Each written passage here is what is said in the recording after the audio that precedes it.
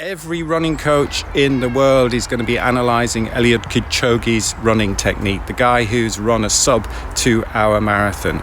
But the things I'd like you to watch and take away from this is the effortlessness in which he achieves this. And this is something that every runner can bring into their own practice.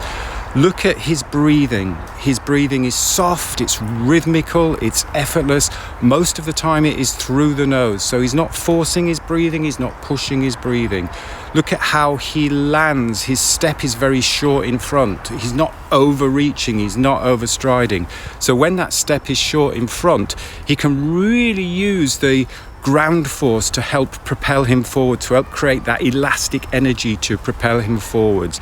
So he's very fluid, he's very efficient, he's very strong and powerful, but there's no force. It's powerful, yet there's a softness running through his body as well. And most of all, he looks as if he's absolutely having a great time.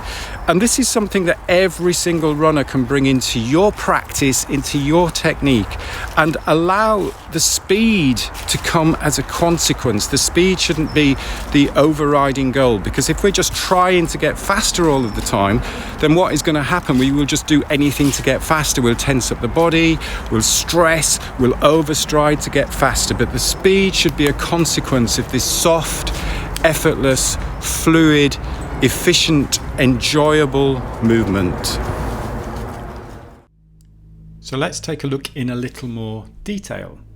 We're going to look at where he lands his foot. We're going to look at where his center of mass is in relation to that foot landing, how the upper body is performing, how the hip is extending and is creating the stride length behind him, and also how the arms are swinging, and you get that idea of a very subtle rotation through the spine. So let's whiz back and take a look at the foot landing. So we'll just pop this on slow motion and we'll watch the next step. So there, let's stop, go back. So we're watching, let's Kipchoge in white there, as that foot, he's reaching forwards here, he's not on the ground. So what we notice is that he's not overstriding. Overstriding would be tending to be as if you were reaching forwards with that lower leg. But that lower leg is nice and relaxed.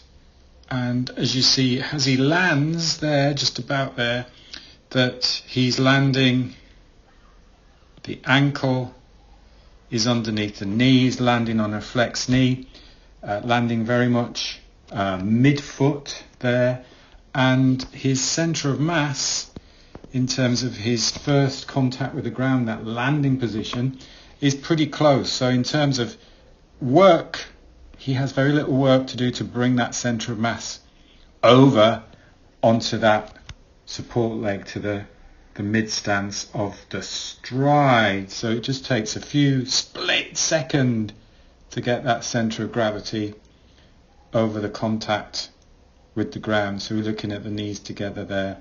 We have a nice position or angle of the upper body, nice and tall on the upper body, and the upper body is moving forwards there, lower body moving rearwards. Now we'll watch as he comes out of mid-stance and comes up to what is often referred to as toe-off. You will see here you've got just about, just come off the ground there, this amazing stride out behind him. So there's hip extension and that stride driving out behind him. Upper body still moving forwards, upper body still nice and tall as well there. And you'll notice we've got little arms swinging rearwards there and that shoulder coming forward. So we've got very subtle rotation through the spine. So the shoulders are counterbalancing the pelvis. So it's a short step in front, a really opened up stride behind, arm swing, opposite arm, opposite leg, very subtle rotation through the spine, so you just see those shoulders very slightly rotating through the spine, and they're counterbalancing the pelvis, the pelvic girdle. All of these pointers are very simple pointers that anyone can take on board. So short step in front, extend the stride behind, arm swinging rearwards with that subtle rotation through the spine. If we're talking about cooperating with forces, ground force and gravity, as he steps forwards, so here is the force, that's where he's creating that elastic energy. So that's why we want the ankle landing under the knee, so the force is going this way rather than if the foot was really reaching out too far in front, the force would be going that way. So he is loading, almost like loading the spring, and then drives off the ground. And he's using gravity to help him move forwards, he's cooperating with gravity, and you can see that quite clearly as we watch side on here. So we just about got the knees crossing there, so we're in a one-legged posture stance, if you like, and his centre of gravity is on the way forwards.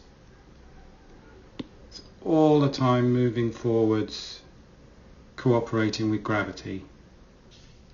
And in order to create that nice spring system, that elastic energy rather than pure muscle power, so it's almost like winding up the spring. And I just put a metronome on there.